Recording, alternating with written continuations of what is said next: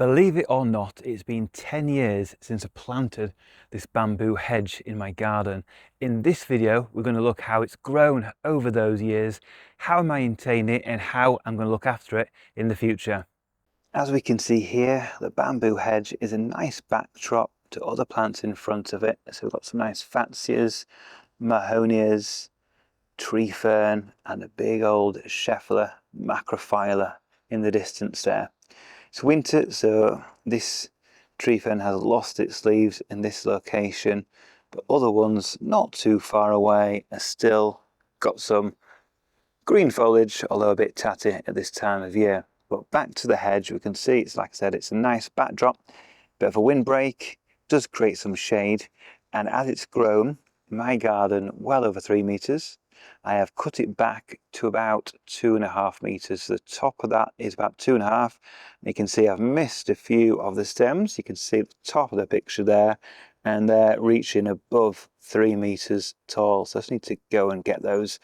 And by cutting it back like this, it will look good until the next flush of leaves, because the next flush of bamboo culms or stems or canes with the leaves will happen in spring into summer, and they will all be the same height or even slightly higher than those few that I've missed at the top there. And all those that I've cut, you can see on the ground, lots of foliage there, and also conifers that I need to take away and dispose of. But that's one way of maintaining it. But the best time to cut it back if you want to keep a nice crisp hedge is actually when it's finished getting to its full height in midsummer. So if you get to midsummer, all the canes will have got to the full height, and then you can cut them, and then it won't need to do that again for practically a year. I've waited until the end of winter just because, well, I didn't have time last summer, and I also wanted to have that extra protection against the winds in winter over my Scheffler as well, so it does add a bit of protection. So this is the foliage here. I'm going to take a closer look now at what this actually looks like and how you can thin this out as well, because over the years, as you'll see, it's steadily moved forward towards these Fatsias. So what started as very small plants, now quite substantial plants, not invasive at all, not sending out runners across the garden, but they have got wider and wider, and the centre is not quite as vigorous as the edges. Here you can see where I've really cut back into the culms of the bamboo here. So I've left some nice green leaves on these stems closest here, but I've really hacked them back quite a lot.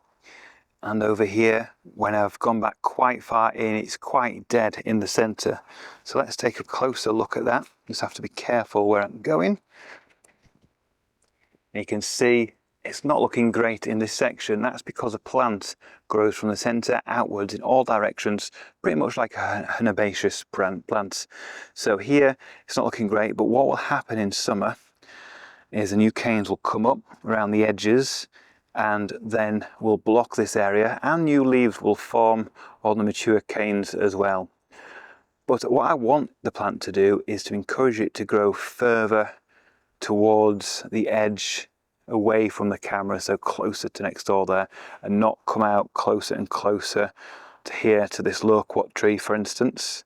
So what I'll do is I'll put extra feed on the side of the plant away from the camera here, and do less feed on this side, just to encourage the growth towards that direction, which should be the direction it wants to go, because that's where the south is. That's south facing that direction. Obviously you've got the big conifers in the way that have cut down substantially over 1 meter off the top of the conifers, and with that allowing more light through here, giving some more feed on that direction, hopefully it'll grow that way. If you just pan round to this direction, you can see again where I've left the bottom end of these culms here with the nice green leaves, but I have cut back them on top to thin it out a bit and to allow more light into the centre. I need to tidy up and take the tops off this area here and cut back a little bit more of the conifer on this section. But the whole plan is to open it up a bit and allow light to get in here more, to allow the growth so the canes to grow further that way rather than leaning over. If you look sideways, you can see everything sort of leaning over this way, and I want everything to stand more upright and to grow away to the right as you're looking at this picture rather than leaning to the left. So that's from that side. So now I'm in the dark part by the side of the bamboo hedge, and this is a side view. So this is after 10 years growth, and from left to right, from that side to that side, the actual growth out of the ground, the canes, the culms, is about 70-80 centimeters at a max. We've got a meter across here with the odd cane coming out slightly further out from the main clump, but you can see that is less than a meter across in 10 years. In terms of the width of this plant, it has not grown too wide, and it was planted sort of here on this side, sort of at that point, the plant in this area, and it's slowly gone out this way and gone that way as well. So when I'm talking about feeding it, I'm going to feed it further on this side, less so on this side, so it doesn't come too much into my garden this way, but regrowth in this direction. So you can see there how it's only grown at a maximum a meter across in 10 years. It is very, very well behaved. Obviously over those years it's grown upwards, and it is now, rather than about 1.80 meters in its first year, then to 2.5 meters, we are over 3 meters tall if we look all the way to the top there. And you can see it's early March and already we've got new culms appearing. So I'm going to do a bit of a shaky zoom, and you'll be able to see as I go in there what it looks like. So there we go, just on the left of the picture there, you can see one culm just coming up, and there's plenty more in the undergrowth as well coming up. So it's an early shooter, one of the early shooting bamboos I have. So by early to midsummer it'll be at full height, and there'll be many more canes coming up. So hopefully with some feed and with some thinning, there'll be more to the centre and to the left rather than to the right. But in all honesty, we're probably going to see quite a lot still coming out to the right because it's the more clearer area. So we'll see how that goes, but the plan is to feed it to the left and less feed on the right. And obviously it grows less vigorously normally on this left side because that's where we've got, you can see here, got the conifers that way. So that's what it looks like at its side after 10 years of growth. So if you're planting a bamboo hedge, have that in mind, that it doesn't really grow too wide. It does get bigger and taller, and you will have to thin it out as well if you want to keep an airy look. So these canes, I do every so often, every year, I'll cut out a quarter, maybe a third of these canes just to thin it out to allow that light through.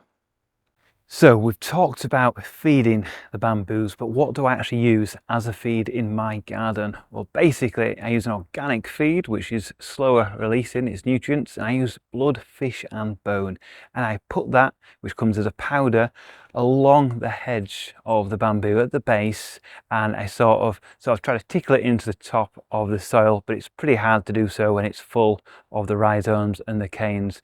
But generally the water and then the degradation of all the animals, microorganisms, digging it in and absorbing it will allow the nutrients to go into the ground and feed the bamboos. And blood, fish and bone, nice organic fertilizer. I like to apply it at the start of the growing season. So here, that's April. I'll put it in the ground when it's starting to warm up, and it allows the nutrients to slowly feed the bamboos, get it nice and healthy, and allow those canes to grow to their full height. And then as we move into summer, if I really want to maximize growth and make the plants look as lush and as big as possible, I would switch to a more high nitrogen feed as well. So something more like chicken manure, and maybe if I want to go down that line, you could use some chemical feed as well. But I stick to the organic feeds on the whole for plants in the ground. So that's what I use. It comes in like a big tub. It's probably about 12-15 pounds now for a big tub, and that would easily do this long hedge, which is about 15 meters, 20 meters long from one end to the other. So quite a substantial amount of feed needed for this area, but it means that it'll grow up and will look really good throughout the summer. And also, because I'm competing against the conifers, which take up lots of water and lots of nutrients, it does really need a decent feed every spring, but that's all it really needs, just one big feed in spring, and that will get it through the year. Yes, you can give it some high nitrogen feed later on, but I don't usually bother to do that for my bamboos and for the palm trees and things like that in the ground. So that's what I use in the garden. Now, do you grow bamboos in your garden, clump forming ones to grow a hedge? Well, hopefully this video has answered some questions in terms of growth rates over a 10-year period, how I look after bamboos. If you've got any questions, feel free to put it in the comments below and I'll answer as many as I can. Thank you for watching this edition of Exotic Gardening UK. Join me next week, where I'll be doing more in the garden.